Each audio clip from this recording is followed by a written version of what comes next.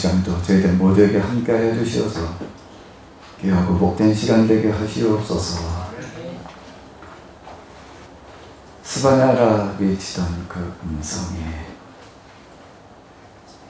문장과 단어로가 아닌 가슴으로 우리 마음속에 와닿게 하여 주시옵소서.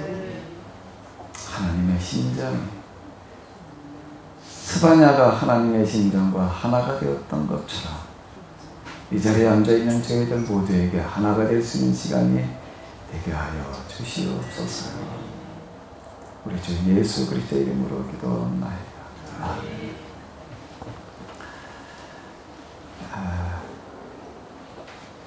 오늘 우리는 예언자 그렇게 되면 이사야, 예레미야 유명했던 어떤 그런 사람들도 잘 알고 있는데 오늘 우리가 잘 알고 있는 거고요. 그 당시 사람들이 잘 알고 있었던 것처럼과는 많은 시차가 차이가 있는데 스바냐 그렇게 되면 오늘 우리는 잘 몰라요. 스바냐가 무슨 소리였는지도 모르고 그러고 하는데 그 당시에는 스바냐라고 한 사람은 대단히 유명한 사람이었어요. 대단히 잘 알려진 사람. 왜요? 왜 그렇다고요? 아까 끝놀이에 잠깐 얘기했는데 뭐 때문에요? 50여 년 만에 처음으로 등장하는 예언자였기 때문에 50여 년 만에 히스기야 아하스라고 하는 왕이 이제 아수르에 이제 무릎을 꿇었고 이제 알아서 긴 거죠. 이제 이스라엘, 북왕국 이스라엘, 아람이 연합을 해가지고 우리가 아수르에 대항하자 이렇게 난 싫다. 이래가지고 이제 아수르에 SOS를 쳤던 사람이 아하스고 그 아들이 히스기야인데 히스기야는 반대로 또 이제 여기 이제 독립을 선언하는 개혁이라고 하는 것은 식민지배로부터 독립을 선언하는 것과 사실 같은 이야기입니다. 당연히 종교개혁이라고 하는 어떤 이런 거는요, 오늘 우리가 생각하는 거죠. 종교와 정치가 분리되어져 있는 게 아니거든요. 그랬던 시대였기 때문에 이제 그런 건데요. 이제 히스기야는 아버지와는 전혀 다른 그런 정책을 이제 이렇게 써서 정말 개혁, 독립을 선언하는 어떤 이제 이런 걸로 나아갔는데 또 그 아들 므낫세는 또 반대로 또 이제 또 나아가서 이제 식민지배를 받게 되고 이제 그 다음에 아몬 그리고 이제 요시야로 이어지게 된다. 요시야는 어린 나이에 왕이 되어졌잖아요. 어린 나이에 왕이 되어서 한동안은 이제 스스로 통치할 수가 없는 어떤 그런 시점쯤에 이제 등장을 하는 사람이 이제 스바냐가 되는 건데, 이 므낫세라고 하는 사람은 한 50년 이상을 왕위에 있었습니다. 그리고 이제 아몬으로다가 이어지게 된 아몬은 뭐 그렇게 오래 있지는 않았어요. 한 8년 이렇게 있었는데, 그러니까 이 기간 동안에 한 50년 동안은 예언자가 등장을 하지를 않고 사실 암흑기다라고 이렇게 얘기를 할 수가 있는데, 아수르의 식민 지배를 받으면서, 식민지를 받는다는 것은 곧 아수르의 신의 지배를 받는다라고 하는 이야기가 되기 때문에 여호와의 신앙이 이제 아주 멸절될 위기에 처해 있던 그와 같은 시점인, 아주 중요한 시점인 거예요. 남왕국 유다에, 북왕국은 이미 망해버렸고, 이제 남왕국 유다마저도 나라라는 명맥은 겨우 유지가 되고 있지만은 신앙으로는 이미 아수르에게 이제 지배를 받고 있어가지고 식민 지배를 받고 있었기 때문에 이 남왕국의 이스라엘 신앙이, 여호와 신앙이 사라질 것과 같은 위기에 처해졌을 때에 이제 등장을 했던 그와 같은 사람. 여기에 외부적으로다가는 예언자 활동이 중단되어졌을 때에 한 가정에서 그게 이어져 내려가고 있었다라고 하는 겁니다. 한 가정에서 그 예언 활동이 이어져 내려가고 있었어요. 그 얘기가 뭐라고요? 히스기야의 현손이요, 아마라의 증손이요, 그다라의 손자요, 구스의 아들이요라고 이렇게 열거하고 있는 이 열거 이런 것들이 말하는 의미는 어떤 얘기가 되는가 하면 50여 년 동안 이스라엘의 예언활동이라고 하는 것 자체가 사라져 있는 그동안 이 한 가정에서 이걸 이어가고 있었다 라고 하는 이야기가 이제 이렇게 되는 거예요. 그 예언전승에 사라질 것 같은 위기에 처해졌을 때에 한 가정에서 이게 명맥을 이어가다가 이제 스바냐에 이르러 가지고서 비로소 여기에 여호와의 말씀이 임했다라고 하는 거고, 이게 하박국, 이제 우리가 다음 시간에 볼 하박국, 그리고 이제 예레미야로 이어져 내려가는 어떤 그런 이제 또 하나 예언전승이 이제 이렇게 이어져 내려가는 어떤 이런 거를 볼 수가 있는데,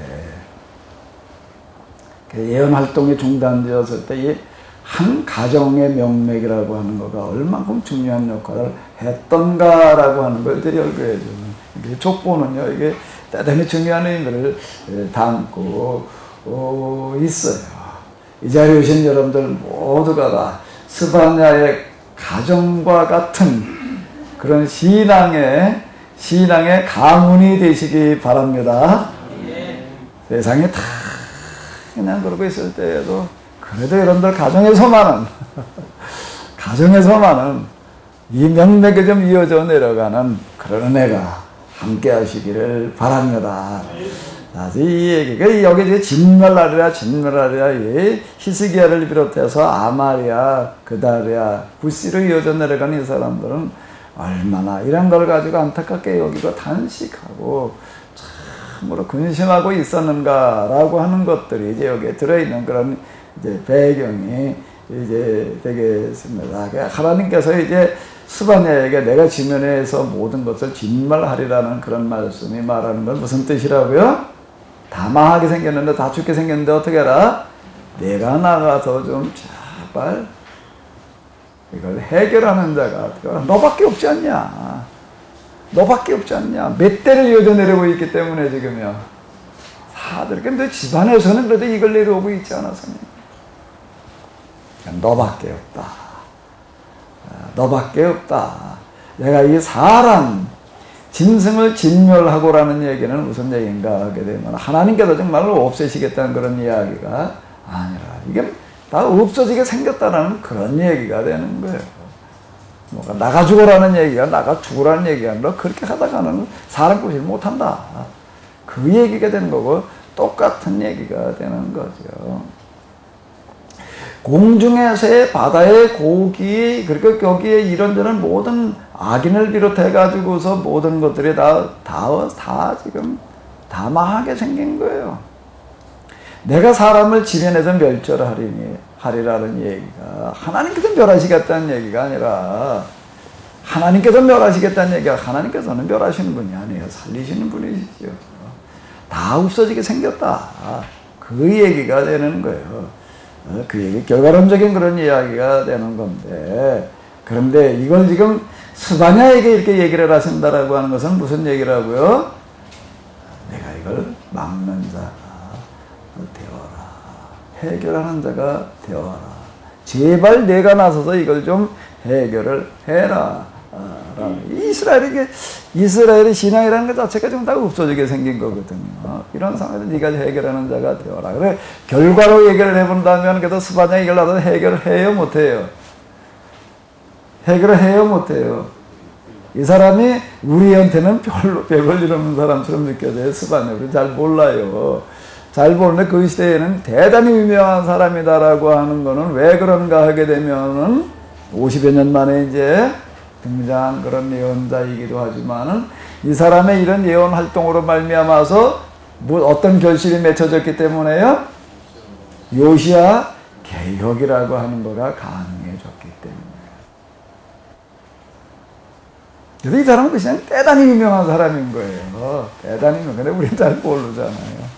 그러니까 이제 어떤 식으로 다 그럼 해결했는가라고 하는 걸 가지고 이제 우리가 이렇게 한번 이제 보는 건데요. 내가 유다와 예루살렘 모든 거민 위에 손을 펼쳐 발에 남아있는 것을 그곳으로 멸절하며 금마림이란 이름과 및 그 제사장들을 아우러 멸절하며 이런 것들. 뭐 여기가 하늘 저 지붕 위에서 하늘의 일월 성신에게 경배하는 자, 뭐 말감을 가리켜 맹세하는 자, 뭐 이런 것들이 이제 뭘 여러 이방신들의 이름들이 이제 기록되고 있잖아요. 이런 것들이 뭘 얘기를 하는가 하게 되면은 이스라엘이 지금 아수르의 지금 통치를 수십여 년 동안 받다가 보니까 50년 이상 이렇게 받다가 보니까 지금 어떻게 돼버리는 거예요? 지금요? 여호와 신앙이 지금 사라지고 다 이방신들, 미신들이 지금 1월 성신 이런 뭘 얘기를 하는가 하게 되면 이게 점성술 얘기하는 거잖아요. 1월 성신에게 경배하는 자라고 하는 건 요즘 내가 점치는 어떤 그런 것들을 이제 얘기를 하는 겁니다. 이런 미신들이 이제 판을 치고 있는 거예요. 이방신과 미신들이 판치는 어떤 이런 것들을 내가 어떻게 하리라? 멸절하리라라는 이런 얘기가 있는데, 자 이런 걸 나서도 좀 해결하는 자가 되어라. 자, 그 얘기가 되는 거죠. 여호와를 배반하고 쫓지 아니하는 자, 여호와를 찾지도 아니하고 구하지도 아니하는 자를 없애버리리라. 없애버리라. 이게 문장적인 해석으로 끝내줄 얘기가 아니라, 내가 네게 어떻게 한다? 제발 좀 뭐 한다? 부탁한다. 네가 좀 해결하는 자가 되어라.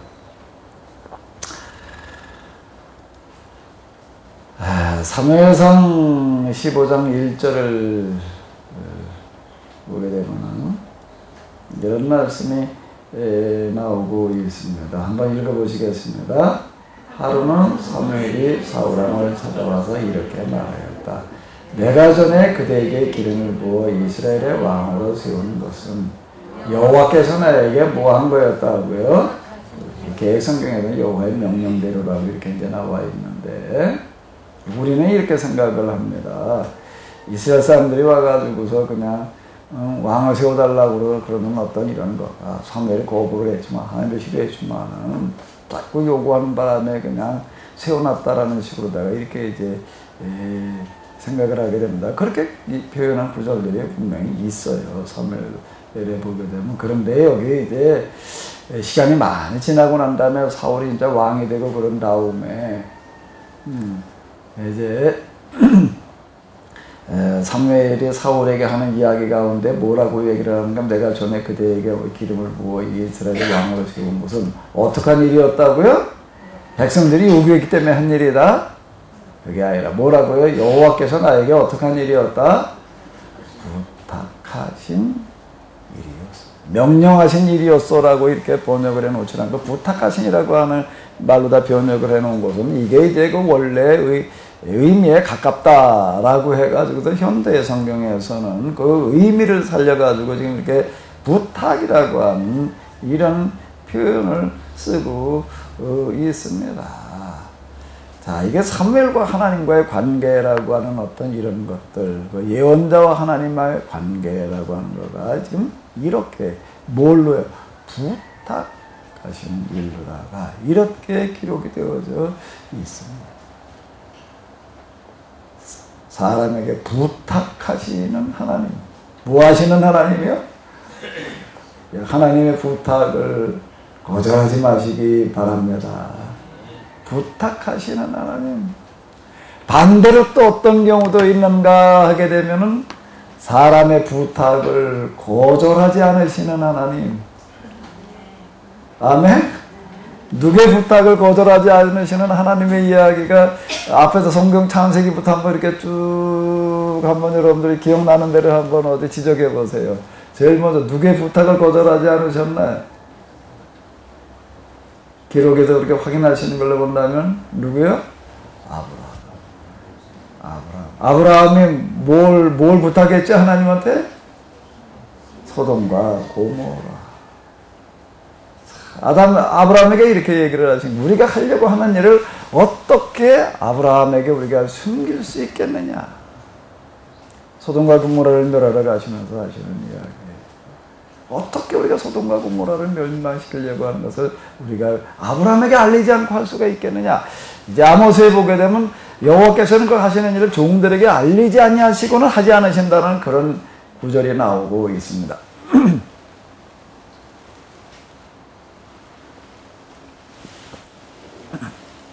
그렇죠. 종들에게 알리지 않고서는 하지 않으신다는 그런 이야기가 지금 아브라함의 이야기 속에서 우리가 잘 찾아볼 수 있는 건데, 아브라함에게 어떻게 우리가 말하지 않고서 소돔과 고모라를 그냥 우리 생각대로 우리 마음대로만 가서 멸망시킬 수 있겠느냐. 아브라함에게 말하지 않고선이라는 얘기는 아브라함의 의견을 들어보지 않고서는, 아브라함과 상의하지 않고서는 사실 이런 의미가 되는 거예요. 이런 의미가 되는 거예요. 그래서 아브라함에게 얘기하시는 게 우리가 소돔과 고모라를 멸망시키겠다. 그때 아브라함은 뭐라고 얘기를 하는 거예요? 찬성해요? 반대해요? 반대하는 거예요. 하나님과 어떤 하나님의 사람들과의 관계라고 하는 것은 우선 기계적으로 다 명령한 대로 무조건 따라가는 어떤 그런 단순한 관계가 아니다라고 하는 걸 얘기하십니다. 아브라함은 반대 의견을 제시를 하는 거예요. 거기에 의인이 있을 수 있는데 그 의인들이 악인과 같이 멸망당하는 것은 불공평하지 않습니까? 그러니까 하나님 불공평하신 하나님의 공평하신 하나님의, 그러니 이걸 거부할 수가 없는 거예요. 그래서 뭐라고 얘기를 하세요? 50명이 있다면 용서하겠다. 또 아브라함은 뭐라고 얘기를 해요? 예, 알았습니다. 그러나 거기서 10명이 모자란다면 40명, 30명, 20명, 10명. 자, 그럼 왜 아브라함에게 우리가 말하지 않고서는 어떻게 할 수가 없다라고 얘기를 하시는가? 아브라함에게 어떻게 숨길 수 있겠느냐라고 얘기를 하시는가라고 한다라고 하게 되면은 그 앞에 이제 나오고 있는 14장에 이렇게 보게 되면 아브라함은 정말로 소돔과 고모라를 사랑했던 사람. 소돔과 고모라가 사랑받을 만해서가 아닌 거예요. 거기에 죄악이 넘친다라고 하는 걸 알면서도 소돔과 고모라가 약탈을 당해가지고 죽게 됐다라고 할 때 정말 318명을 끌고 와가지고서 그들을 구출해내는 어떤 그런 일을 했던 사람. 그냥 자기 걸 다 걸은 거예요. 다 걸은 거예요. 누구를 위해서? 소돔과 고모라를 위해서 생명까지도 가지고 있는 까지 다 걸었던 그와 같은 사람.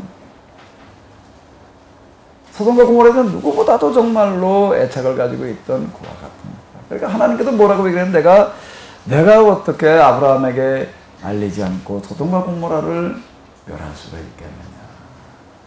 자, 이렇게 이야기를 하시는 거예요.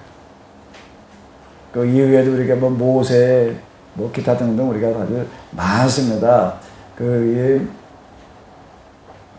예언서를 넘어와서도 하나님 앞에 이제 중보기도로 탄원하는 어떤 그런 이야기를 많이 이렇게 이제 볼 수가 있는데, 자, 그럼 여기서 우리가 이제 아브라함의 어떤 그런 걸로다가 이렇게 다시 돌아가서 이렇게 본다라고 하게 되면, 스바냐에게 이 말씀이 임했다라고 하는 어떤 이런 것들이 뭘 말하는가 하게 되면은, 온 세상이 다 지금 우상천지가 돼버리는 거고요. 미신천지가 돼버리는 거고, 그 이로 넘어가서 이렇게 보게 되면 뭐 여러 가지, 이게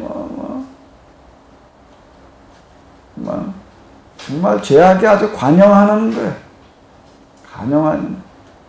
여기 뒤에 이게 얘기하는 걸 보게 되면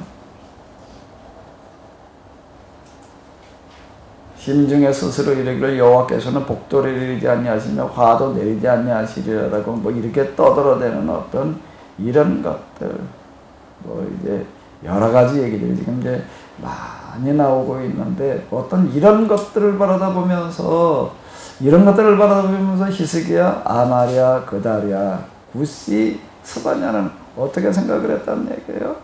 안타깝게 여기고, 아브라함의 소돔과 고모라가 망하는 걸 원치 않고 정말로 탄원했던 것과 마찬가지.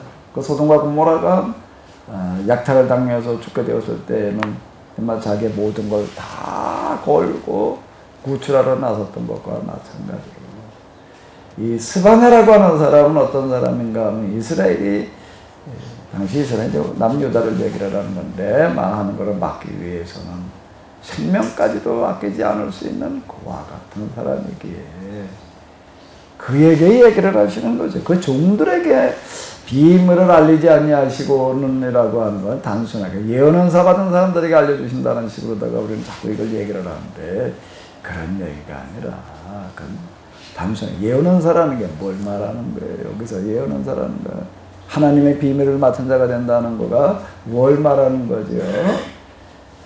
그 시대가 잘못되어져 가는 걸 보면서 여기에 정말로 안타깝게 여기고 자기 생명까지라도 아끼지 않으려고 하는 그와 같은 사람들을 얘기를 하는 겁니다.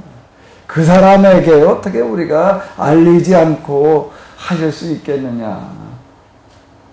이 얘기예요. 그 얘기를 알리지 않고 어떻게 우리가 하나님께서는 그 비밀을 그 종들에게 알리지 않고서는 실행하지 않으신다는 그런 얘기. 그 무슨 얘기가 되는 거라고요? 그 사람들에게 알리신다는 얘기가 뭔 얘기라고요? 알려놓고 나서 그 다음에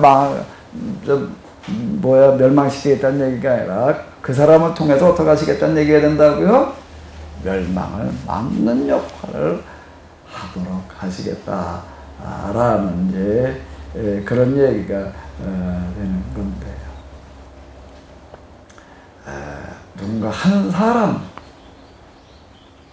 정말로 한 사람이 단 한 사람이라고 하더라도 단 한 사람이라고 하더라도 이와 같이 하나님의 심정을 가지고 아파하고 통곡하고 눈물 흘리는 사람이 있게 되면 하나님께서는 그 한 사람을 통해서 세상을 구원하는 일을 하시는 줄로 믿습니다. 스바냐 이전에 50년 동안의 예언자가 등장하지 않았다는 얘기는 등장하지 않아 하나님께서 보내시지 않았다는 이야기가 되는 겁니다. 왜 하나님께서 안 보내셨나요? 왜 하나님께서 안 보내세요? 50년 동안 아수르의 지배를 받아가지고 다 지금 이 모양이 되는 거예요. 다 어떻게 돼버렸다고요? 지금 그마림, 그리고 그 이방 여기 제사장들은 이제 그 이방 종교 제사장들 1월 성신, 웬 점쟁이들 그냥 그리고 뭐 이런저런 신들을 갖다가 떠들어대는 어떤 이런 사람들이 득세를 하고 있는 어떤 이제 그런 판국인데 왜 하나님께서 예언자를 안 보내셔? 몇 년을 안 보내셨다고? 50년 왜 안 보내셔? 예? 왜 안 보내셨다고요? 안 보내시는 게 아니라 보낼 사람이 없으셨다는 얘기가 되는 거예요. 50여 년 동안 보낼 사람이 없어. 하나님께 보낼 만한 사람이 어떤 사람이어야 된다고요? 뭐가 일치가 돼야 된다고요? 관심과 마음의 일치가 되는데 그 사람이 없는 거예요. 근데 스바냐에게 임하였다는 그런 얘기가 뭘 얘기를 하냐면 이제 여기에 하나님께서 보내실 만한 사람이 한 사람이 있었다라는 그런 얘기가 되는 건데요. 오늘 우리 시대가 어떤 시대인가 하게 되면 사람과 짐승이 다 죽게 생겼어요. 공중의 사와 바다의 고기가 다 죽게 생겼어요, 지금요. 다 죽게 생긴 게 아니라 다 죽어가고 있어요. 지금 뭐 조류독감 얘기 들어봐봐. 조류독감. 전 저기 이게 감나무가 좀 있어요. 그 감이 이제 이거 가는데 이럴 때쯤 되면은 꼭 누가 먼저 먹으려고 그래요? 까치들이 먼저 와서 맛을 봐, 이놈들이. 그 까치들이 여기 감나무에 열린 감은 다 자기 거래요. 언제 한번 저 주택 위에 있는 감나무에 가서 감을 따는데 까치들이 한 열 몇 마리 몰려와가지고서 얼마나 난리를 치는지 감 딴다고. 내가 어이가 없어가지고. 그것도 진짜 아주 재미더라고요. 감 딴다고 막 항의를 하는데, 전 이렇게 보다가 이제 까치들이 이렇게 그거는 익은 거부터 짜먹더라고요. 쪼다가 보면 이게 쭉 떨어지게 되라도 주워 먹으면 되지. 이 자체는 주워 먹지도 않아. 옆에 놈 또 쪼아먹고. 가만히 보니까 감을 따먹는 게 지금 버르장머리가 없어. 하나를 먹기 전에 다 먹고 딴 걸 먹어야지. 이거 쪼아놨다 저거 쪼아놨다가 그냥. 어쩌다 한 2번 쪼다가 이렇게 땅에 떨어졌는데 아직 깨지지 않고 그래도 이제 이만큼 모양이 있는 게 있어요. 그럼 저는 그거 이제 주워 먹는다고요. 까치가 맛본 걸 먹었어요. 그랬더니 누가 줬대 어떤 사람이 그러더라고요. 그러니까 절대 먹지 말래. 또 까치가 먹던 거 좀 먹으면 뭐가 문제냐 그랬더니 조류독감이 옮겨 붙을 수 있대. 그건 뭐 조류독감 사람한테 또 옮기냐, 사람한테는 안 옮기는 것 같은데, 그런데 이제는 아니래요. 그게 이제 사람한테 이제 옮길 가능성이 있다라고, 그 좀 전문적인 식견을 가진 분이 얼마 전에 와서 얘기하다가 그러더라고요. 절대 까치가 입된 거 먹지 말래. 아멘? 그래서 이제 우리 까치가 입된 거 먹진 않으면 되나? 자, 조류독감에다가 구제역에다가 무슨 또 뭐 광우병에다가 또 요즘 또 뭐 에볼라래나? 자, 사람이고 짐승이고 다 죽게 생긴 거예요. 다 죽게 생긴 거예요. 공중에서 바다의 고기가 다 죽게 생겼어요. 자, 이걸 어떻게 해야 되나? 어떻게 뭐 까치가 입던 거 안 먹으면 되지 뭐. 구제에 걸리면 안 먹으면 되지요? 그죠? 뭐 구제에 걸렸을 때 안 먹으면 되잖아. 어차피 우리 자연추니까 그 먹지도 않으니까 뭐 까짓거 뭐 우리야 뭐 상관없지 우리 그런 거 안, 우리 닭고기 뭐 돼지고기 소고기 안 먹으니까 까짓거 뭐 관심 없지. 이러고 말아야 될 노릇인가? 그렇게 말아야 될 노릇인가?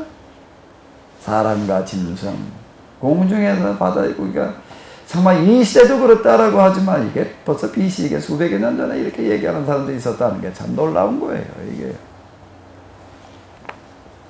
무슨 환경운동 그렇게 원조 얘기를 할 것 같으면 예언자들이에요. 이때 이런 것들을 가지고 얘기하는 사람들이 있는 거예요. 이게 진멸한다는 얘기는 이게 다 죽게 생겼다는 얘기가 되는 거예요. 그래서 그걸 네가 나가서 좀 어떻게 하라는 거예요? 막는 자가 되어라. 이게 오늘 이 스바네가 살아난다라고 하게 되면 여기 와서 예언을 한다라고 하게 되면 나가 또 뭐부터 막으라고요? 조류독감 막고 뭐 막고? 구제요. 이거 뭐 조류독감 맞다 그러면 어디 양계장에서 그냥 닭들 갖다가 그냥 아주 무대기를 갖다가 그냥 파고 땅에다 묻어놓고 또 구제역에 왔다 그러면 돼지 소를 갖다가 그냥 쪼갔다가 그냥 쓸어붓고 그리고 또 뭐 수천 마리 갖다 쓸어 묻어놓으니 또 이놈에게 뭐 또 뭐 지하수로 오래 들어가지고 지하수가 오염돼가지고 뭐가 어떻게 나차. 이게 뭐 도대체가 우리가 지금 하고 있는 것들 한번 곰곰이 생각을 해봐요. 예? 이래도 되겠는가? 막는 자가 되라는 거예요. 왜 닭과 돼지, 소들이 이렇게 그 모양이 되는가 하게 되면은요, 아주 간단한 겁니다. 뭐가 문제지요? 뭐가 문제예요? 욕심이에요. 닭을 갖다가 그렇게 키우려고 그러니, 돼지를 갖다가 그렇게 키우고 있으니, 소를 갖다가 그냥 닭, 돼지, 소를 갖다가 가둬놓고서 그냥 고단백으로다가 딱 그냥 딱 펌내고 양계장을 가보게 되면은요, 이게 치킨집에 나오는 그 닭들이 어떻게 만들어지는가 하게 되면요, 밤에요 불을 안 꺼요. 24시간 불을 켜놔요. 왜요? 자지 말라고. 자제하고 뭐 하라고? 계속 먹고 빨리 크라. 계속 먹고 빨리 크라고. 자, 그리고 이들 먹을 갖다 들이다 키워가지고서 그리고 지금 치킨집으로 나오는 거예요, 이게. 알 낳는 닭을 이렇게 보게 되면요, 칸칸이 그냥 철사로 다 망을 만들어가지고서 어떻게 놓는가 하게 되면은 닭이 요렇게 움적거리지 못하게끔. 그리고 가만히 서서 그 자리에서 그냥 먹고 그냥 아리랑 나게끔. 정말 사람이 정말요, 정말 잔인하다고요, 정말. 왜 그렇게 만들어 놓을까요? 돈이 있는 거예요. 그러니 그 닭이 멀쩡해질 수가 있나. 돼지, 소들도 마찬가지고 이러고 있는 거예요. 그러니까 이걸 어떻게 막아야 되는 거예요? 뭘 어떻게 막아야 되는 거예요? 어떻게 하면 해결이 되는 거예요? 여기 이런 구절이 나오고 있습니다. 여기 한번 읽어보시기 바랍니다. 여호와를 배반하고 어떻게 하지 않는 자? 쫓지 않은 자. 여호와를 어떻게 하는 자? 찾지도 아니하고 구하지도 아니하는 자들이라고 이렇게 표현을 하고 있습니다. 지금 우리가 닭을 키우는 거, 돼지 키우는 걸 보게 되면 정말로 하나님을 쫓지 않는 거예요. 하나님을 찾지도 않고 구하지도 않는 거예요. 그런데 하나님 안 믿으니까 그렇겠지. 당연히 하나님 믿는 사람들은 그렇게 돼지 안 키우나? 다 그렇게 안 키우나? 다 똑같이. 사료나 갖다가 요즘 조금 미생물로다 발효를 시켜가지고 뭘 어떻게 하느니 이제 이루고 있는데, 그거 가지고 해결이 될 노릇이 아니고, 닭을, 돼지를, 소를 기르는 방식을 바꿔야 돼요. 그렇게 키워가지고 되겠어요? 한번 우리가 닭이라고 생각을 해봐요. 닭이라고 생각을 해봐요. 이놈을 병아리 때부터 그냥 도살장으로 보낼 때까지 이놈은 24시간 불을 안 끄고 그냥 이거를 딱 그리고 퍼먹이니, 우리가 닭이라고 생각을 해봐요. 돼지라고 생각을 해봐요. 그런 돼지여가지고 되겠어요? 우리가 가축이기 때문에 가둬놓고 키우지 않을 수도 없겠지만, 너무 심한 거예요. 너무 심한 거예요. 이제 가축이라고 하는, 이 축산이라고 하는 거에 공장형은 폐지돼야 돼요. 공장형으로 키우려고 그러면 안 돼요. 자연농법으로 키워야 돼요. 이게 여호와를 쫓는다는 거가 뭘 얘기를 하는가 하게 되면, 여호와를 배반한다는 얘기가 뭘 얘기하는가 하게 되면 하나님의 법대로 하지를 않는 거예요.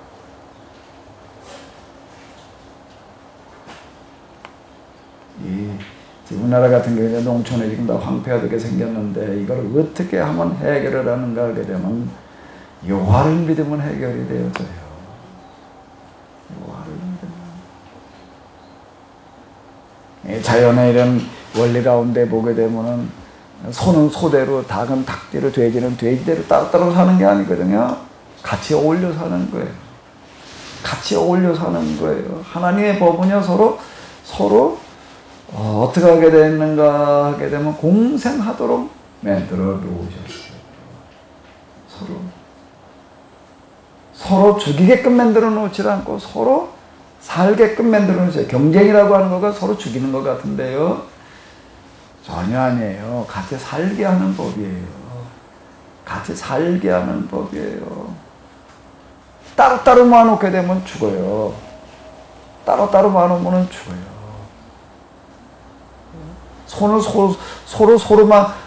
소만 가둬놓고 키우고, 돼지만 가둬놓고 키우고, 닭만 가둬놓고 키우니까 죽는 겁니다. 문제가 생기는 거예요.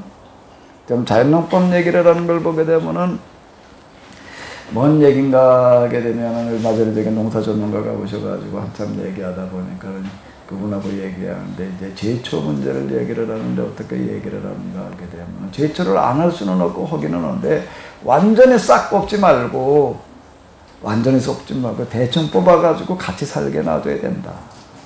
이거 좀은 제초농법이 아니에요. 잡초농법이에요, 이제는요. 무슨 농법이라고요? 잡초. 여기 유기농 그러게 되면은 그냥 농약과 비료나 안 주면 되는 걸로다가 이렇게 생각을 하는데, 그게 아니라 진짜 유기농, 이제 유기농이란 말보다 더 나가서 이제 무슨 농사라는 말을 써야 되냐면 자연농법이라고 하는 말을 써야 되는데, 자연농법에서는 풀을 싹 제거하는 게 아니에요. 밭을 또 갈아엎는 것도 아니고, 밭도 갈아엎는 게 아니고, 제초도 그냥 풀 다 죽이는 게 아니고요. 이게 제초제 이런 것들, 이걸 여호와를 배반하는 거예요. 제초제를 쓴다라는 것 자체가 뭘 배반하는 거라고요? 여호와를 배반하는 거예요. 우리는 하나님을 배반한다, 어떤 이런 표현 같은 예언자들이 얘기하는 어떤 이런 것들을 보게 되면, 나가도 저 살인 도둑질이나 하면은 해야지, 그게 여호와를 배반하는 거라고 이렇게 생각하는데, 제초제 쓴 것 자체가 여호와를 배반하는 겁니다. 닭을, 돼지를, 소를 지금처럼 키우는 것 자체가 이게 여호와를 배반하는 거예요. 하나님의 법을 거스르는 거기 때문에 그런 겁니다. 자연농법에서는 잡초하고 같이 크게 하는 잡초농법을 얘기를 하는 거예요. 그래야지 병이 안 생긴다는 겁니다. 그게 무슨 얘기가 되는가 하면 온화한 식물 만들게 되면 거기에서는 자란 것만큼 독소를 쏟아놓는 거예요. 사람으로 얘기를 한다면 사람이 사는 것만큼 우리가 먹기만 하고 끝나나요? 먹은 만큼 뭘 하게 되어져 있어요? 배설을 하게 되어져 있습니다. 그건 식물도 마찬가지예요. 식물도 마찬가지가 되는 거예요. 거기에 한 가지만 계속해서 심으면 연작피해라고 하는 게 나타나요. 그건 왜 그런가 하면 예를 들어서 한 가지만 복숭아다 그러면 복숭아만 거기다 인삼에다 그것만 그 밭에다 오래 심게 되면은 그게 계속 거기서 배설하는 게 있는 거예요. 배설. 그게 쌓이게 되면은 사람이 사람 똥 못 먹어요. 사람이 사람 오줌 자기가 싸는 오줌이나 자기나 싼 똥을 먹고 살 수 없는 거고 똑같은 이야기가 되는 겁니다. 그러니까 쌓이면 이제 죽는 거예요. 그래서 돌아가면서 심어라. 윤작 이렇게 얘기를 합니다. 윤작 이것만 가지고 안 해도 그 다음에 또 한 몇 년에 한 번은 어떻게 하는 게 휴경, 밭을 쉬게 해줘라. 안식년이라고 하는 어떤 이런 기간 동안은 밭도 쉬게 하라는 이야기가 그렇게 하지 않으면 죽기 때문에 그러는 겁니다. 다 죽는 거예요. 그렇게 하죠. 여호와를 배반한다는 어떤 이런 것들이 먼데 있는 게 아니다라고 하는 겁니다. 농사 전문가 와서 얘기하신 것 가운데 하나 뭔 얘기를 하는가 하면은 식물도 뭘 하나 하면은 다 11조를 하면서 산대요. 뭐가 11조를 한다고요? 식물이 11조를 한대. 아니 식물이 무슨 11조래? 왔다 갔다 해? 식물들이 어떻게 하는가 하면 하루 뿌리에서 양분을 빨아들이고 태양을 또 받아가지고 광합성작용을 해가지고도 하루 만들어 놓은 게 있게 되면 그게 10분의 1은 도로 어떻게 하는가 하면 밭에다가 내놓는다는 겁니다. 딱 10분의 1이래요. 그분 얘기가. 뭐 이렇게 전문가 얘기니까 무슨 저 그렇거든요. 10분의 1. 10분의 1은 어김없이 그건 도로 내놓는데. 그런 거 10분의 1을 내놓은 거는 뭐가 되는 걸까요? 뭐가 되는 걸까요? 옆에 있는 다른 식물의 먹이가 된다는 겁니다. 그럼 그건 또 그걸 먹고서 또 이제 사는 거예요. 그리고 또 뭘 내나 또 뭘 내요? 11조를 또 내.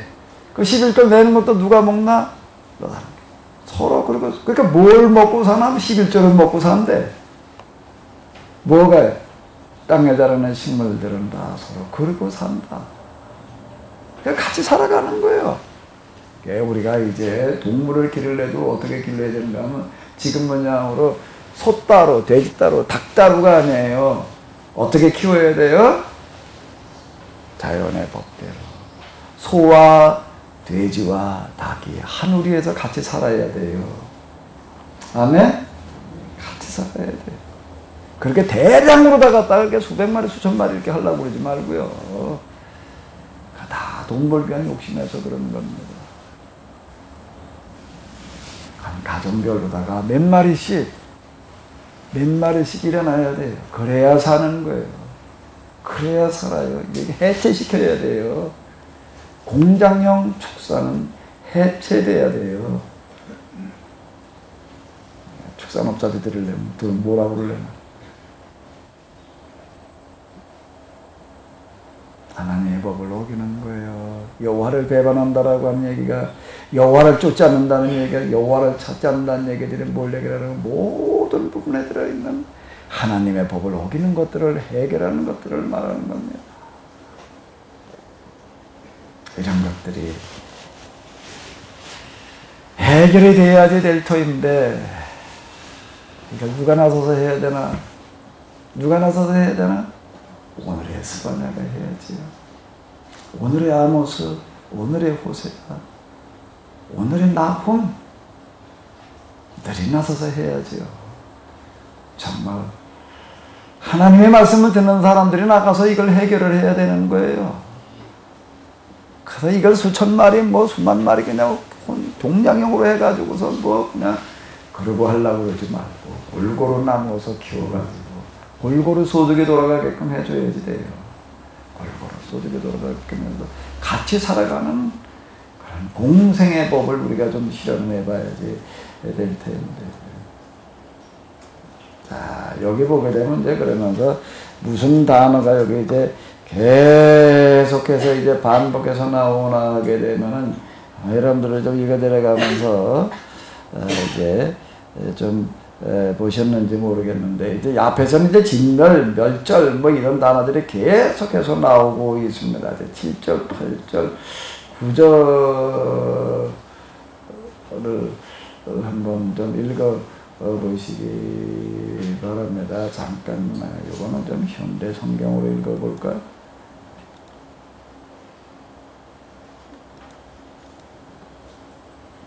7절, 8절, 9절을 읽어 내려가면서 한번 읽어 보시도록 하겠습니다. 너희는 잠잠하여라. 여호와께서 오신다. 여호와께서 심판하실 날이 가까이 왔다. 여호와께서 자기 백성을 모조리 살육할 큰 희생지사를 준비하셨고 이 일을 집행할 유다의 적들을 이미 손님으로 초대하셨다. 유다 백성을 희생의 제물로 살육하는 여호와의 날이 오면 내가 이 나라의 지도자들과 왕과의 후손들을 징벌하고 이방의 풍속에 빠져서 남의 나라에서 유행하는 옷을 입고 다니는 것들을 모조리 처벌하겠다. 또 그날이 오면 문턱을 박증하려는 이방 풍속을 지키느라고 지극히 정성스럽게 문턱을 넘어다니면서도 상전들의 집 문턱이 닳도록 드나들면서 폭력과 사기로 탈취한 재물을 쌓아주는 자들은 내가 모조리 처치하겠다. 자, 여기 이제 앞에서는 멸절, 진멸이라는 단어가 계속 반복해서 나왔다면 7장, 7절로부터 넘어가면서는 뭐가 계속해서 또 나오고 있죠. 뭐 10절도 마찬가지고 이제 계속 그런데요. 무슨 단어가 계속 반복해서 나와요? 무슨 단어예요? 여기 보게 되면 이제 이 뭐로 너희는 잠잠하여라. 누가 오신다고요? 여호와께서 오신다. 여호와께서 뭐 하시는 날이요? 심판하신 날이라는 단어가 계속 반복해서 나오고 있습니다. 심판하실 날. 또 이제 그 여호와의 날. 여호와의 날. 그 다음에 또 뭐예요? 그 날. 또 이게 10절로 넘어가요. 그 날. 자, 이게 이제 반복해서 나오는데, 이게 이제 3단까지 계속 이어집니다. 이제 여호와의 날, 그 날, 심판하실 날. 자, 이런 표현이 이제 계속 반복돼요, 이 부분은요. 계속 반복되는데, 자, 여호와의 날이라고 하는 게 뭘 말하는가? 심판하실 날. 자, 이스라엘 사람들은 어떻게 생각을 했는가 하게 되면은, 이제 여호와의 날이 오게 되면 우리의 문제가 해결되어진다라고 이렇게 기대를 했습니다. 그 이전에 이방 민족의 이제 식민지배를 받을 때에도 그렇고요. 또 어떤 어려운 문제들이 있을 때마다 여호와께서 오시게 되면 이게 다 해결되어진다라고 이렇게 생각을 했어요. 그래서 그게 나중에 이제 메시아 도래로다가 이제 이렇게 이어져 가지고요. 메시아가 오면 해결해 준다라고 하는 식으로다가 이제 이렇게 연결을 지어 나가게 이제 되는데, 그 예언자들도 하나같이 이제 여호와의 날, 그 날, 이제 이런 표현들을 이제 씁니다. 근데 예언자들이 얘기하는 여호와의 날, 그 날은 일반인들이 기대하던 날과는 전혀 달라요. 일반인들은 하나님께서 우리의 문제를 해결해 주시고, 뭐 이방 민족들의 문제들을 다 그냥 해결하다 그들을 다 내보내신다, 내쫓아내신다라고 이제 이런 식으로다가 여호와의 날을 생각을 했는데, 근데 이 예언자들은 어떻게 얘기를 하는 거죠? 그날이 어떤 날이라고요? 여호와께서 뭐 하시는 날이라고요? 심판하실 날이라고 이렇게 이야기를 하고 있습니다. 이스라엘 사람들은 오랜 동안 뭘 기다렸냐면 여호와의 날을 기다렸어요. 그 날이 오기만 하면 다 해결되어진다. 하나님께서 우리 가운데 오셔서 우리의 문제를 해결해 주신다. 우리를 전 세계를 지배하는 어떤 그런 일들을 하게 하시고 이렇게 이해를 하고 그날을 고대해 왔습니다. 그런데 이제 그런 전통이 우리 기독교에도 이제 이어져 내려와 가지고 우리도 계속 그날을 기다려요. 우리가 기다리는 그날은 무슨 날일까요? 예수님께서 뭐 하실 날인 거예요?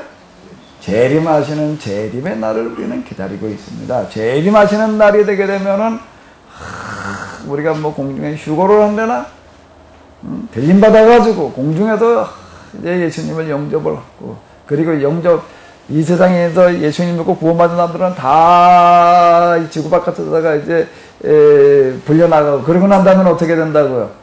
여기 심판하신다라고 이렇게 이해를 하고 있습니다. 그래서 그날을 고대를 하는 거예요. 그날이 오기만 하면은 다 해결되어진다라고 이렇게 얘기를 해요. 예수님이 오시기만 하면 다 해결되어진다라는 식으로다가 이제 우리가 자꾸 그런 식으로 이해를 하게 되어지는데, 그런데 예언자들은 반대로 해석을 했습니다. 그날이 오게 되면 그날은 너희에게 축복의 날이 아니라 저주의 날이고 심판의 날이 된다. 자, 제가 오전에 이제 헬라 기독교와 히브리 기독교에 대해서 이제 좀 잠시 이야기를 했었는데요. 헬라적인 기독교에서는 어떻게 이해를 하는가 하게 되면, 우리가 여기서 예수님을 믿고 구원받은 사람들, 구원의 확신을 가진 사람들, 이게 복음주의가 등장하고 난 다음에는 이게 중생이라는 부분을 굉장히 중요하게 여겨가지고 이제 예수님을 개인의 구세주로 영접한 사람들은 이제 구원을 받는다라고 이렇게 얘기를 합니다. 그리고 이제 하나님 나라 간다라고, 이 세상에 종말이 오게 되면, 심판이 오게 되면 여기서 이제 구원받는다라고 이렇게 이야기를 합니다. 구원을 그렇게 접근을 해나가는 거예요. 그래서 우리가 해야 될 일은 뭔가 하면 어떻게든 이제 가가지고 사람들에게 예수님을 전해가지고 너희는 구원받게 해야 된다. 아멘? 아멘? 왜 아멘을 안 해요?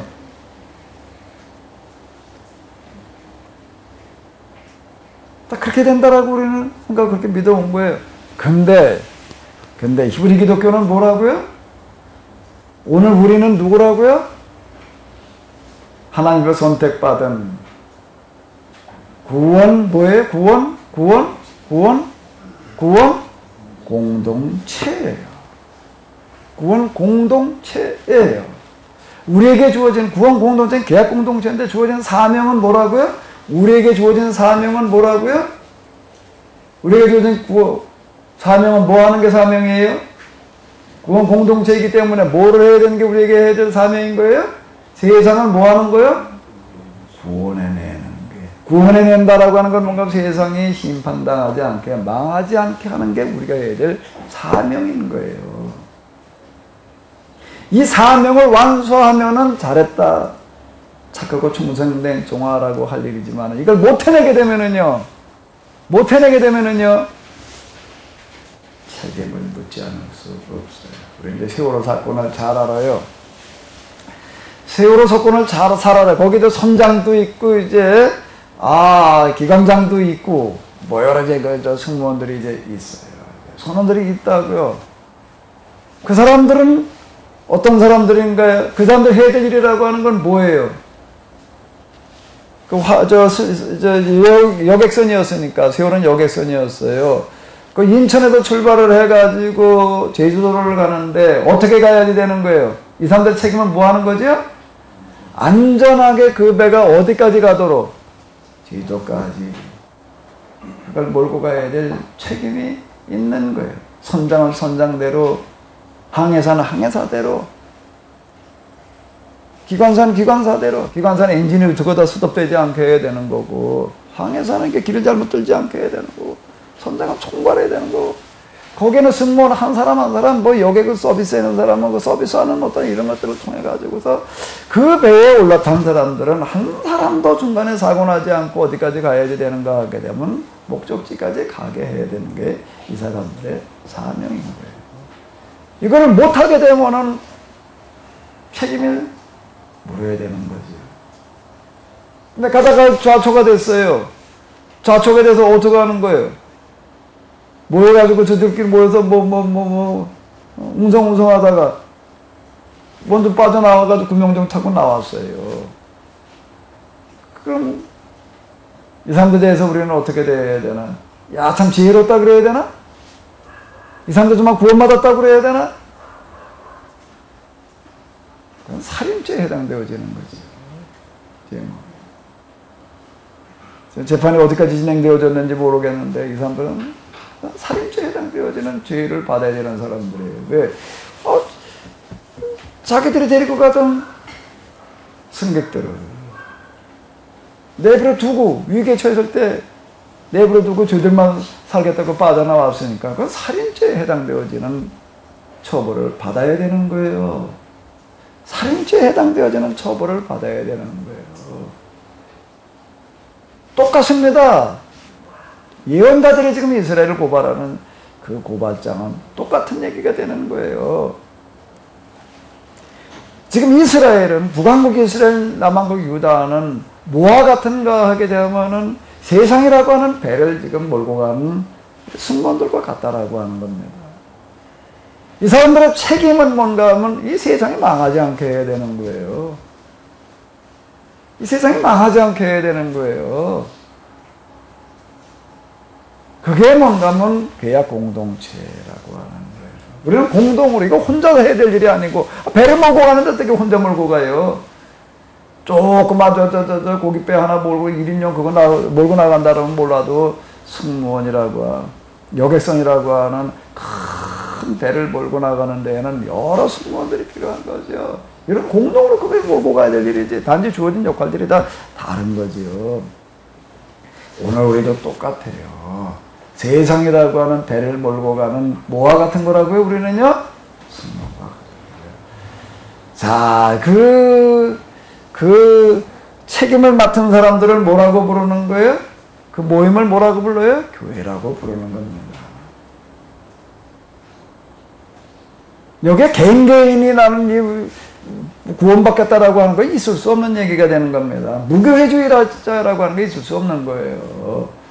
꼭 교회 나가야지만 되느냐 말에 뭐 집에서 그냥 예수님 믿고 있으면 되지. 교회 나가봐야 그냥 뭐 골치만 아프고 이제 시끄럽기만 하고 이제 자꾸 이렇게 얘기하는 사람들이 있습니다. 뭐 교회 안 다녀도 내가 그냥 그냥 예수님 믿으면 되는 거지. 뭐 그리고 구원받는 거지. 뭐 그거는 전혀 성경이 말하려고 하는 걸 이해하지를 못하는 거예요. 그건 절대 그런 구원이 있을 수가 없어요.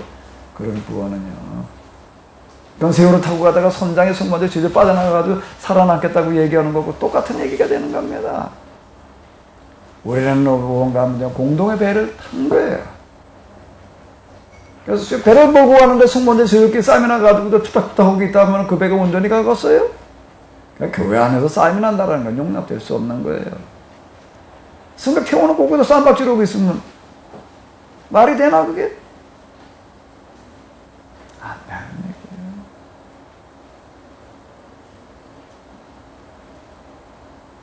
아주 단순한 이치입니다. 단순한 이치예요. 우리의 구원 여부는 어디에 달려있는가 하게 되면 우리에게 주어진 책임을 다 완수하느냐의 여부에 달려있는 거예요. 그거를 못 해내게 되면 어느 누구도 구원받을 수 없는 거예요.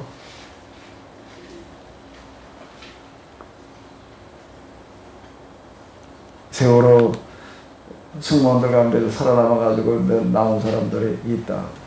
그 선장도 있고 뭐고 여러 사람들이 있는데 재판을 받는다라고 해서 형량은 달라질 수 있지만 거기에 면제될 수 있는 사람은 아무도 없는 거예요. 아무도 없다. 선장은 가장 큰 책임을 져야 될 일이고 자기에 맡겨진 것에 따라서 중한 책임들을 져야 될 일이지 거기에 면책될 수 있는 사람, 책임에 면할 수 있는 사람은 아무도 없는 거예요. 오늘 우리 기독교인들도 마찬가지다라고 하는 겁니다. 우리는 구원받으면 다 같이 구원받는 거고 망하면 다 같이 망하는 거예요. 아멘? 누구는 구원받고 누구는 구원 못 받고 그거는 있을 수가 없어요. 그 있을 수가 없어요. 한번 잘 생각을 해봐요. 우리가 별로 교회 나가는 이런 데를 못 들어봐도 개인이 그저 하나님 잘 믿습니다 구원받는다는 식으로 영혼도 하나님 나라는 구원을 받고 여기서 어떻게 하면 참 개인이 축복받아가지고 다 산다는 식으로다가 이게요 아주 교회를 망하게 하는 가장 큰 신학의 가장 큰 오류예요. 이런 개인주의적인 신학 이게 망하게 하는 겁니다. 이 세상이 망하게 되면 여기 우리 구원받을 자는 하나도 없는 거예요. 세월호가 가다가 좌초되게 세월호에 탔던 승무원들 가운데 이러면 책임을 변할 자가 아무도 없다는 거 똑같은 이치가 되는 겁니다. 그걸 가리켜서 뭐라고 이런 계약 공동체라고 이렇게 얘기를 하는 겁니다. 자, 이제 여기 스바냐는 이와 같은 입장에 서서 스바냐뿐만 아니라 그 앞에 왔던 모든 예언자들은 다 똑같이 이렇게 족구를 해 들어가는 겁니다. 여호와께서 뭐 하실 날이 가까웠다고요? 심판하실 날이 가까이 왔다. 이 여호와께서 오시는 그 날은 이스라엘에게는 뭐한 거 심판받을 날이 되는 겁니다. 예수님께서 재림하시는 그 날은 우리에게 구원받는 날이 아니에요. 구원받는 날이 아니에요. 그 구원받는 날로다가 뭐 우리는 들림 받아가지고 뭐 공중에서 예수님 영접하고 뭐 그 다음에 세상을 심판받고 이게요. 완전히 성경을 거꾸로 해석을 하는 겁니다. 완전히 거꾸로 해석을 하는 거예요. 그분께서 오시게 되면 우리에게는 심판이 주어지는 겁니다. 과연 우리가 세상을 구원해내는 역할을 똑바로 해내고 있었는지, 해냈는지.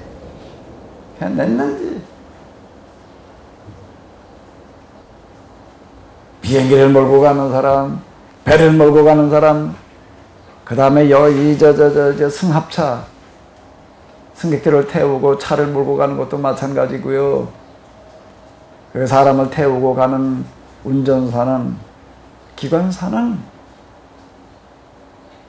그리고 조종사는 책임이 있는 거예요. 무슨 책임이요?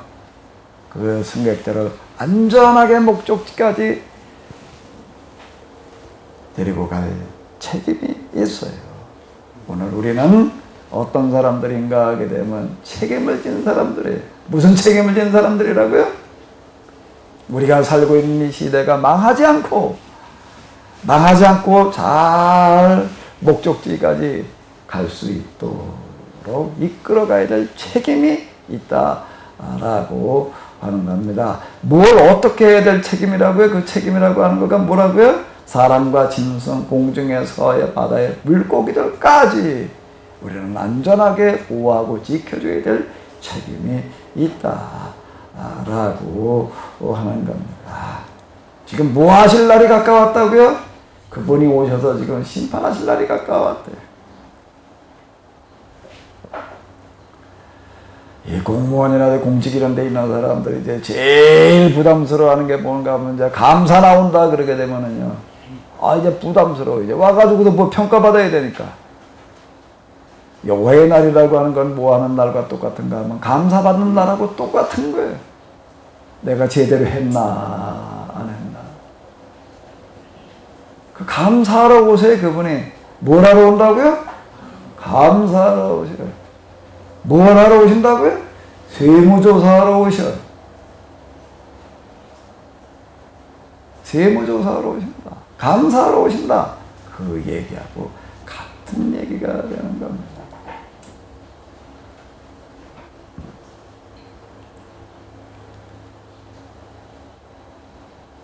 자, 여기 한번 읽어보시기 바랍니다. 자, 한번 읽어보세요. 유다 백성을 희생의 제물로 설립하는 여호와의 날이 오면 무슨 얘기가 되는 거지요? 여호와의 날이라는 게 유다 백성을 뭘로 살육한다고요? 희생에 무슨 얘기가 되는 거예요? 지 사명을 감당하지 못했으니까. 유다의 사명이라고 하는 것은 이스라엘의 사명이라는 걸 이스라엘만 잘 살면 되는 게 아닌 거예요. 유다만 잘 살면 되는 게 아니에요. 그렇게 되면 그게 희생의 제물로 살육당하는 거예요. 그 계약 정신을, 계약을 위반한 겁니다. 그거는요. 그냥 짠짝으로 공동체 신앙이에요. 교회라는 공동체, 1차는 교회라는 공동체예요. 여기 우리는 공동의 문명이에요. 여기는요. 같은 교회 된 게다가 누구는 구원받고 누구는 구원 못 받고 있을 수가 없어요. 그 얘기는요. 한 교회에 우리가 등록을 해서 여기에 같은 등록교인이 되어졌다라고 하게 되면 이제 같은 배를 탄 거예요. 같은 배를 타고 가다가 가라앉으면 같이 가라는 거고, 끝까지 가면 끝까지 가는 거죠. 그리고 1차로는 교회 공동체고, 그 다음에 뭐라고요? 세상을 구원하기 위한 구원 공동체. 세상이 망하게 되게 되면 어떻게 되는가 하면은, 누가 형벌을 받아야 된다고요? 누가 그 형벌을 받아야 된다고요? 세상이 망한 형벌을 누가 받아야 된다고요? 세월을 몰고 가다가 승객들이 다 죽어 나갔어요. 그럼 그 책임을 누가 져야 돼? 그 책임을 누가 져야 돼? 승객이 져야 되나? 배가 져야 되나? 배를 몰고 가던 사람들이 죄인이 되는 거죠. 그 얘기가 뭔가 유다 백성을 희생의 제물로 살육하는 여호와의 날이 오면 내가 이 나라의 지도자들과 왕과 후손들을 징벌하고, 이 나라의 지도자들, 이게 선장에 해당되어지는 사람들이에요. 왕가의 후손들. 자, 이게 이제 지도자에 해당되어지는 이 사람들이 1차적인 책임이 있는 거예요. 세월호 사건이 조모양된 거 1차적인 책임은 선장한테 있는 거예요. 항해사. 이 사람들한테 있는 거죠.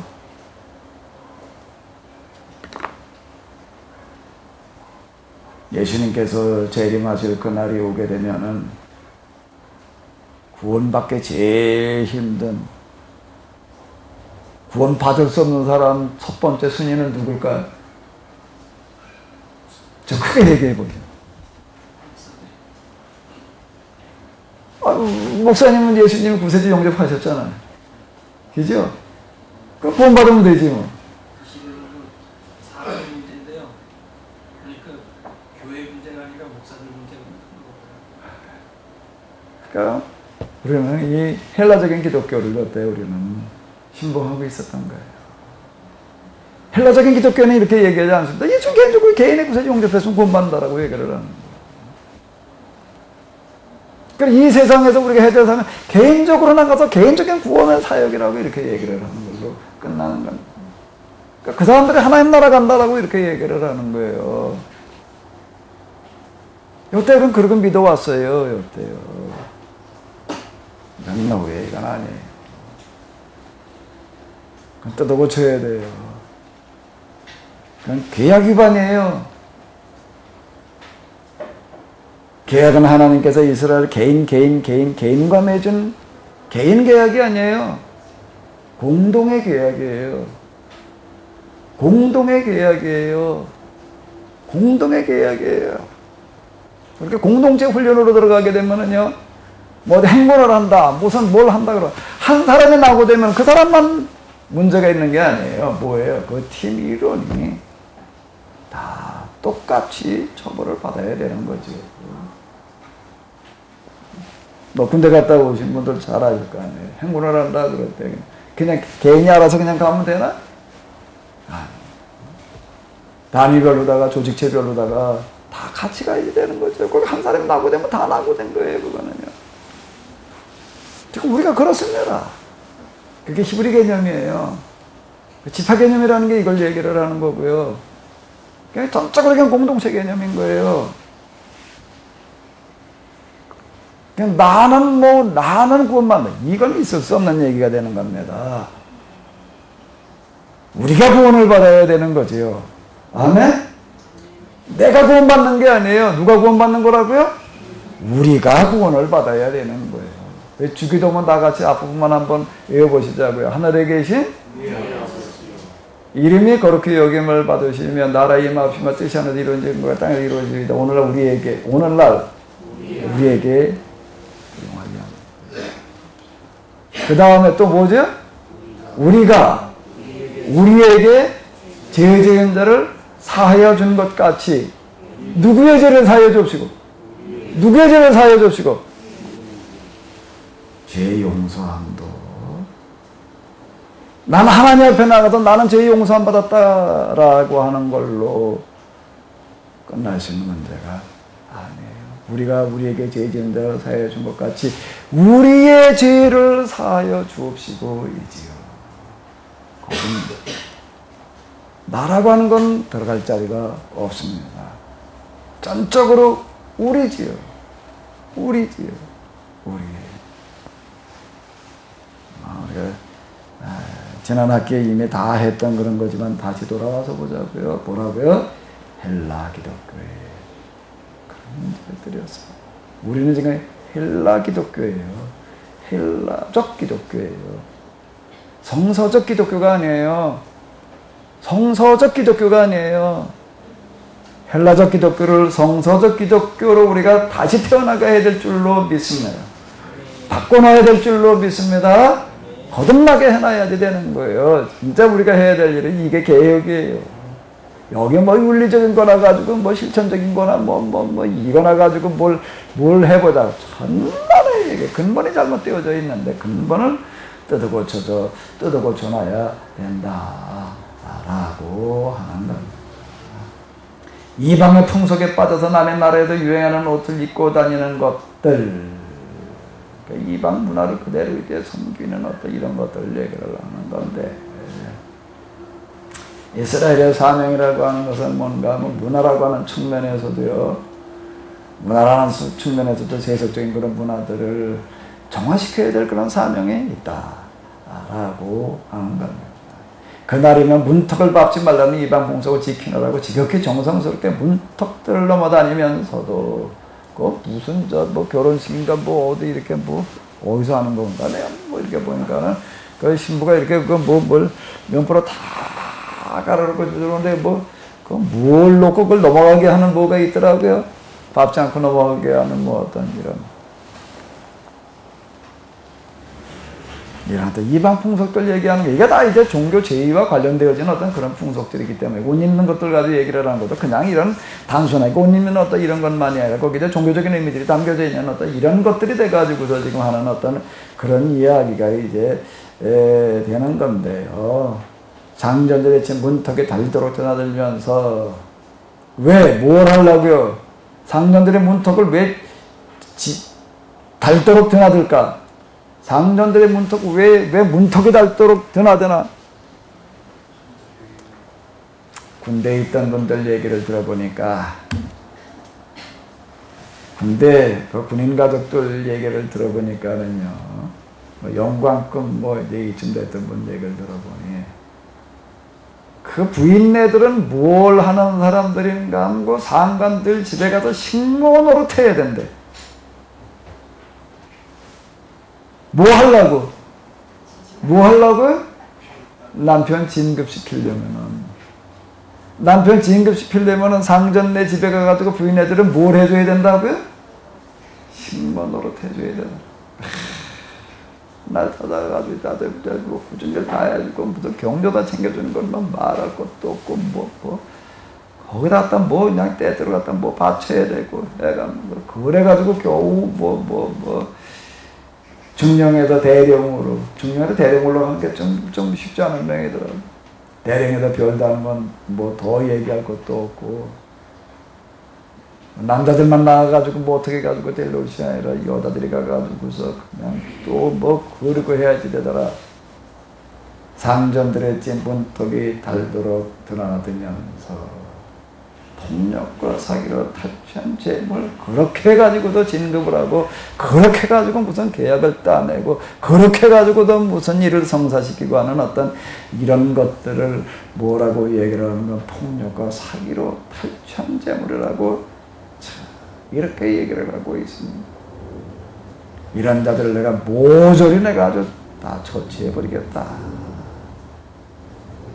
그날이 오면 물고기문에서 전쟁의 함성이, 성 안의 신설구역에서 슬픔을 부르는 소리가, 시내의 모든 언덕에서는 비명소리가 드높게 울려나올 것이다. 이런 데들이 뭐라고 얘기를 하는가 하게 되면은 안전구역이라고 이렇게 성 안의 신설구역 이렇게 얘기를 하는 거거든요. 안전구역 이렇게 얘기를 하는 거예요.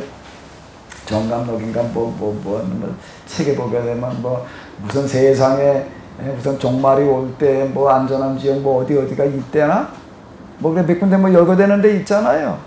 그런 거 얘기하는 데가 있습니다. 성경에서도 보고 도피성이라고 하는 데가 있다 말이에요. 도피성으로 피하면 얻었다 그래가지고 또 요즘 또 이제 종말 이런 거 얘기하는 사람들 가운데에도 또 어떻게 얘기하는 사람들이 있는가 하게 되면 이렇게 얘기하는 사람들이 있습니다.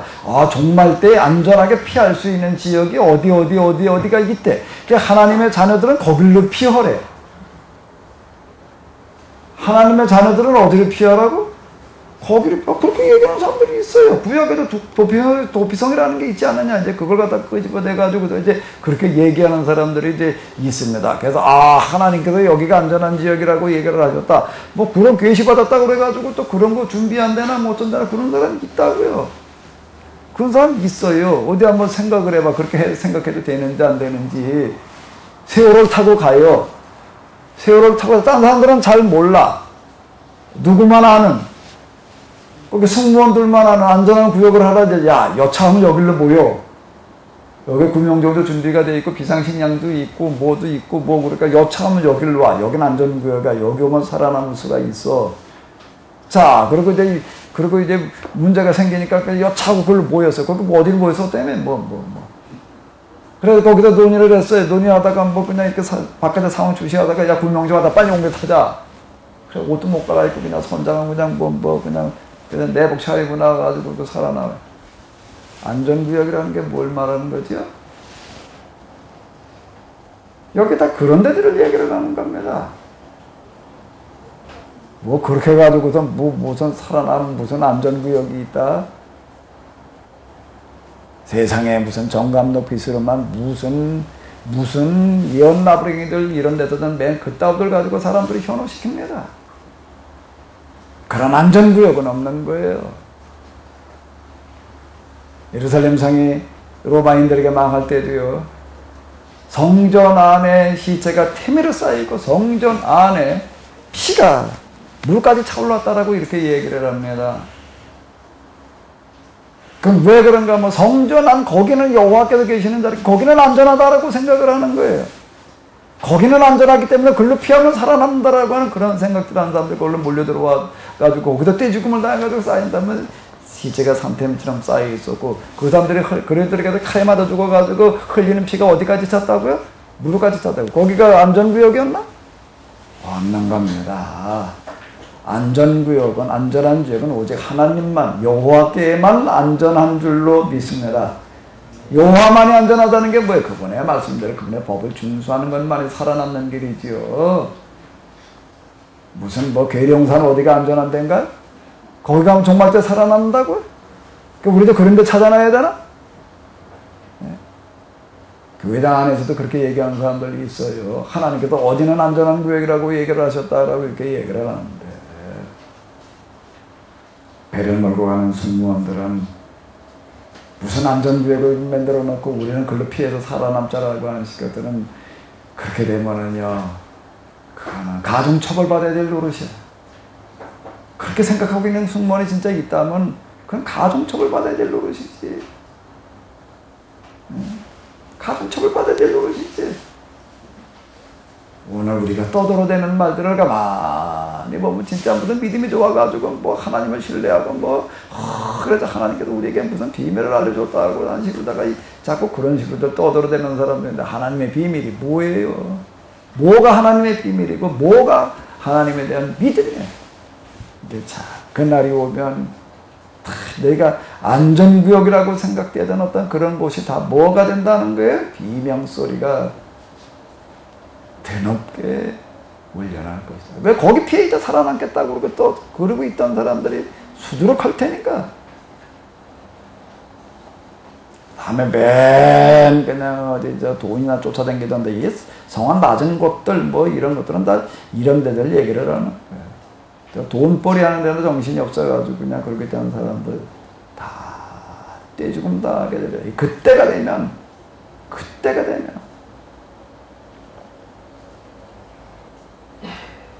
자, 한번 읽어보시기 바랍니다. 그때가 되면 내가 등불을 들고 예루살렘을 구석구석 뒤져서 걱정 없이 태평성대를 누리는 사람들, 자기의 온갖 죄악에 인이 바뀌어서 마음속으로 하나님을 선하지도 하지 않고 악행을 하지 않는다. 그거 말하는 것들을 모조리 찾아내어 어떻게 하겠다? 자, 그때가 되면 내가 등불을 들고, 요즘 얘기는 랜턴을 들고 예루살렘 구석구석을 뒤져서 걱정 없이 태평성대를 누리고 있는 사람들, 이렇게 저렇게 갖다 쌓아놓고 여기저기 숨겨놓고 그냥 그러고 뭘 살아남겠다고 그러고 있는 사람들 다 뒤져내겠대. 우면산 사태가 났나요? 여기다가 주일날 번 모르고 어떤 목사 어떤 분 집에까지 태워다 드리겠다고 그러고 차 타고 나갔다가요, 차 놓고 올 뻔했어요. 그 양조대로 지나가지고 그 쫀득밖에 좀 올라가는데 난 길바닥으로도 흙탕물이 그렇게 쏟아져 내려올 수 있다는 거가, 그때 차 산지 얼마 안 됐는데 차 아주 흙댐스가 묻어놓고 올 뻔했는데.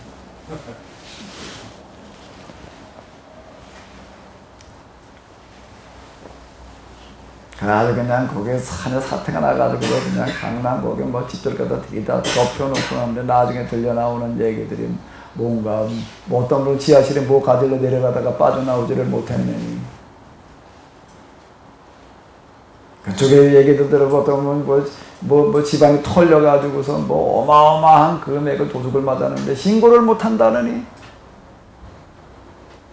도둑 맞고 왜 신고를 못하나? 거기 뭐 지하실 뭐 이거 얘기하는 거 이렇게 보게 되면은요, 뭐 집질 때 뭐 건축할 때 뭐 특별 지하실을 뭘 어떻게 만들어 놓은 데란 뭐 그런 얘기들 이렇게 많이 들려 나오더라고요. 그때 아주 뭐 그런데 피해 본 데가 많대. 그 지하실이 뭐 하는 지하실이었을까요? 비밀 금고. 근데 뭐라고 얘기를 하신다고요? 그때가 되면 내가 등불을 들고 여호와께서 뭐라고 얘기를 하신 내가 등불을 들고 예루살렘 구석구석을 뒤져서 걱정 없이 태평성대를 누리겠다라고 그러겠는 자들. 자기들의 온갖 죄악에 인하여 인이 박혀서 마음속으로 하나님은 선한 일도 하지 않고 악한 일도 하지 않는다라고 그렇게 떠들어대고 있는 거짓 신학을 전개시키고 있는 이런 사람들. 이게 헬라 기독교를 얘기하는 겁니다, 지금. 말이 안 되는 소리들이에요, 지금요. 자기들의 온갖 죄악에 인이 박혀서라고 하는 이런 얘기들이 뭔가 하게 되면 남이야 어떻게 되거나 말거나 나는 우리는 살아남아야 되겠다라고 그러고 있는 예루살렘 구석구석을 얘기를 하는 겁니다. 다른 나라 사람들이 그런다는 거는 그건 뭐 그러려니 하는 거예요. 그러고 살아가니까. 근데 예루살렘 하나님과 계약을 맺은 사람들은 그러면 안 되는 거예요. 이 사람들은 저 혼자 살겠다고 그럴 사람들이 아닌 거예요. 여호와를 하나님으로 믿는다는 게 뭐예요? 그건 계약 개념이에요. 계약 개념이에요. 내가 너와 계약을 맺겠다는 거예요. 계약을 맺어도 어떻게 하겠다는 게 내가 너를 통해서 내가 아직 나를 알지 못하는 사람들에게 나를 알게 하겠다. 그대로 구원해내겠다. 내가 내 하나님에서 내가 너를 아주 내가 절대 보호해주고 절대 지켜주겠다. 이 계약입니다. 그래서 너는 그걸 그 힘과 그 능력을 가지고 내 백그라운드를 가지고 나가서 뭘 하라고요? 세상에 나가가지고서 그들로 하여금 나를 알게 하라. 나를 알게 하라는 얘기가 하나님 존재만을 알게 하라는 이야기가 아니에요. 하나님의 뜻에 맞는 삶을 살아가게 하라는 이야기가 되는 거죠. 예루살렘 구석구석을 뒤져서요. 오늘 우리들 가운데에서도 여호와 하나님을 이루어 말미암아 내가 이런 복을 받았다. 내가 이런 축복을 받았다. 그게 다 여기에 해당되어지는 겁니다.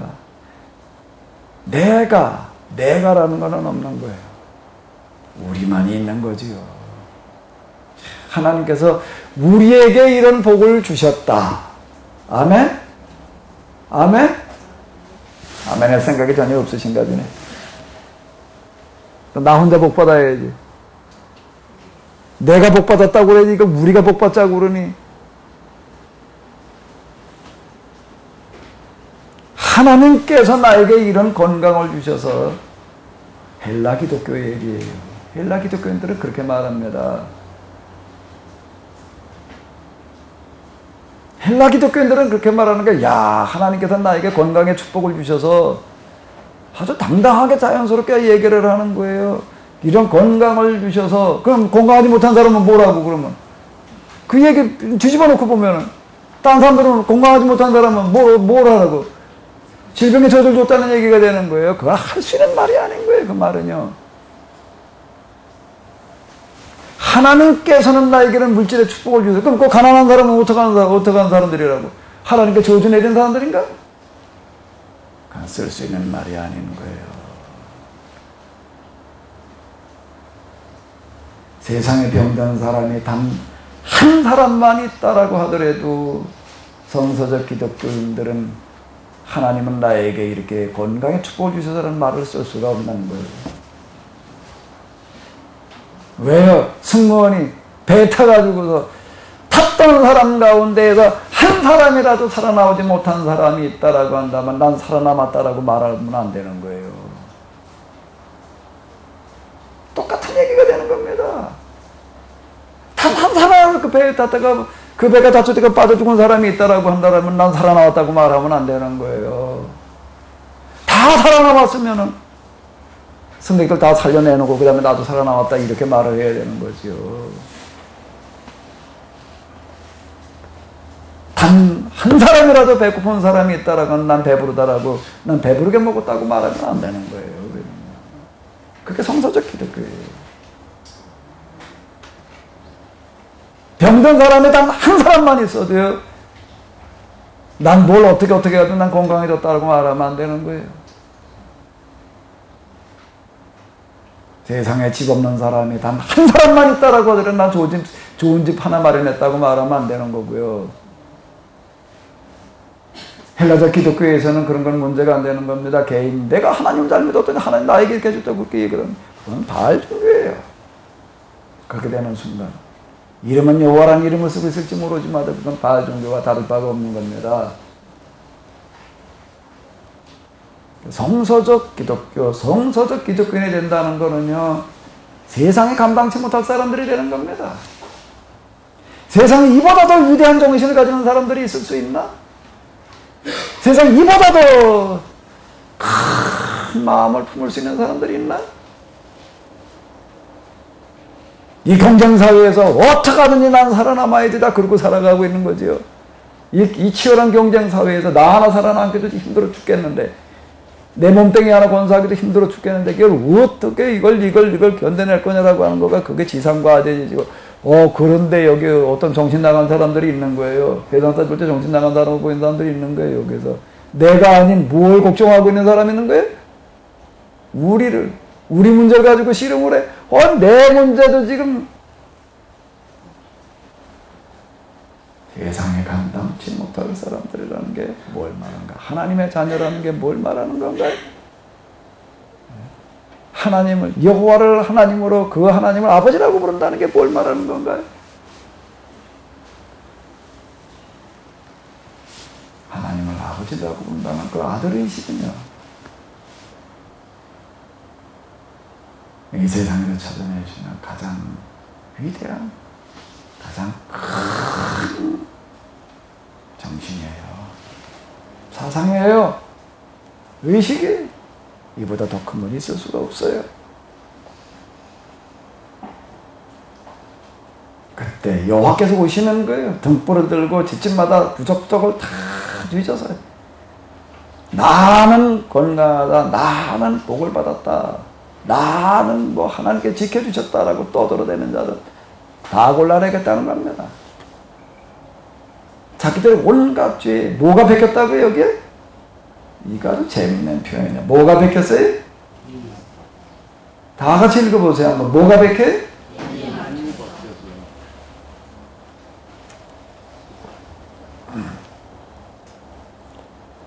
내가 요즘 들어서 인이 베끼는 게 하나가 있는데, 난 빵이라는 걸 아주 나 싫어서 안 먹었어요. 근데 이제 효소라는 걸로 빵을 만들어가지고 처음에 맛보느라고 자꾸 먹다가 아주 나 그거 뭐 좀 내가 맛을 봐도 좀 별로더라고. 근데 자꾸 한 번 더 먹다 보니까 이제 뭐가 됐냐면 인이 베꼈어. 인이 베껴가지고 밖에서 밥 먹고 배부르 먹고 들어가가 집에 가서 또 뭐 찾아 먹나면 또 뭐 찾아 먹어요? 냉장고 뒤져가지고 또 냉장고 뒤져가지고 얼굴은 빵을 또 끄집어내가지고 처음에는요, 조금만 먹어야지. 그리고 이만큼 잘라요. 이만큼 잘라가지고 이렇게 먹다 보니까는 이게 너무 맛있는 거예요. 조금만 더 먹어야지. 조금만 더 먹어. 어쩔 때는 한 덩어리 다 먹어. 이게 이제 또 너무 먹어도 또 이제 소화가 안 돼. 그래서 또 가서 또 죽임주저가 또 소금 먹어. 내가 요즘 그러고 있어. 내가 소금 먹으면서 내가 그때 가서 얘기를 해. 이거 내가 인이 베꼈단 말이야. 내가 인이 베꼈다. 이렇게 뒤집어서 빵이 없으면 좀 뭐가 허전해. 이게 빵을 먹다가 보니까 이게 처음엔 맛없는 걸 느꼈는데 하나도 한 번도 먹다 보니까 이게 이제 이렇게 돼버려가지고 내가 이제 인이 베꼈다. 내가 혼자 그랬는데 여기 보니까 여기도 인이 베꼈대. 뭐가 인이 베꼈다고요? 자기들의 온갖 죄악이라고 이렇게 얘기를 하고 있습니다. 자기들의 온갖 죄악이에요. 남이 어떻게 되거나 말거나 나나 어떻게 해보자라고 하는 이 생각이 여기에 뭔가 하면 자기들의 온갖 죄악에 해당되어지는 겁니다. 성서적 기독교는요, 어마어마한 겁니다. 그래서 이걸 가르쳐서 뭐라고 얘기를 하는가 하면 종교라고 그러는 거예요. 세상에서 찾을 수 있는 가장 큰 가르치는 거예요. 여기야말로. 목사가 된 사람들은 구원을 포기해야 될 사람들인 거예요. 나는 구원받겠다, 나는 구원받았다라는 생각 자체를 버려야 돼. 아멘? 그래도 아멘 하는 분이 있네. 문 목사님, 아멘이 돼? 아멘? 할 수 없이 하는 것 같은데? 아까는 아멘 안 했잖아. 내 얼굴 열심히 쳐다봤는데.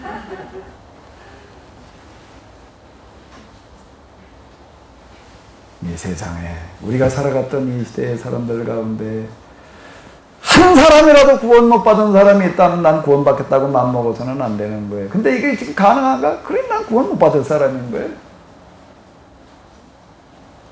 성무원이라고 한다라고 하거든 최소한 어떤 생각을 가져야 되는가 하게 되면 이배를 타고 가다가 어느 누구라고 하더라도 여기에 좌초돼서 물에 빠져 죽는 사람이 있다라고 한다면 안 된다는 생각을 가져야 되는 거예요. 그럴 경우가 생긴다면 그 사람 가지고 내가 죽어야 된다라고 하는 게 승무원의 기본적인 의식이지요. 그래, 그 사람이 한번 죽거나 먹거나 난 살아나가야 되겠다고 생각한다라고 하게 되면은요, 그리고 살아나갔다라면 가서 칭찬받나? 그래서 구원받나? 법정에 가서 서야 되는 거지요.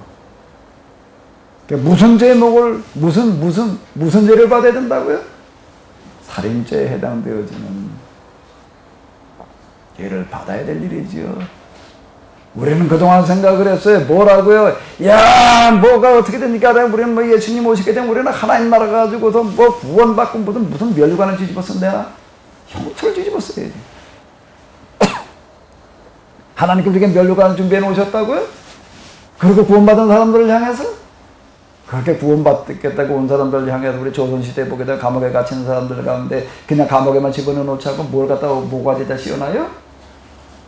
무슨 칼이래나 뭐래나 이거 목에 채워놓는 거 있더라고요. 눕지도 못하고 그냥 꼼짝 못하고 그냥 주저앉아 있게끔 만들어 놓는 어떤 그런 걸 갖다 채워놓을 일이지. 영원히 거기 가가지고 어떻게 영생복락을 누린다고? 우리는 성경에 대해서도요 정말 몰라도 우리는 너무나도 모르는 거예요. 우리가 누구인지 우리는 너무나도 모르는 거예요. 오늘 우리 기독교는 우리 한국교회만 그런 게 아니고 전 세계적으로 다 기독교는 불교, 신교 다 따질 것 없이 뭔가 하게 되면 다 헬라적 기독교예요. 성서적 기독교가 아닌 거예요. 헬라적 기독교인 거예요. 헬라적 기독교예요. 이걸 뜯어고쳐야 돼. 바로잡아야 돼. 아멘? 아멘?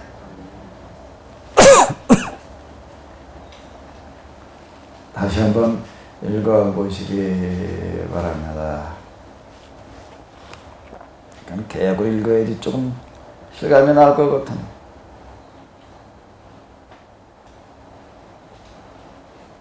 다시 한번 읽어보세요. 스바냐에게 임한 말씀. 너밖에 없다. 믿을 사람은 너밖에 없다. 내가 이걸 부탁할 사람은 너밖에 없다. 이건 내 부탁이다. 오늘 오신 사람들 모두에게 이 하나님의 부탁의 말씀이 여러분들 가슴판에 올려지고 새겨지는 그 시간 되시기 바랍니다. 잠시 쉬도록 하겠습니다.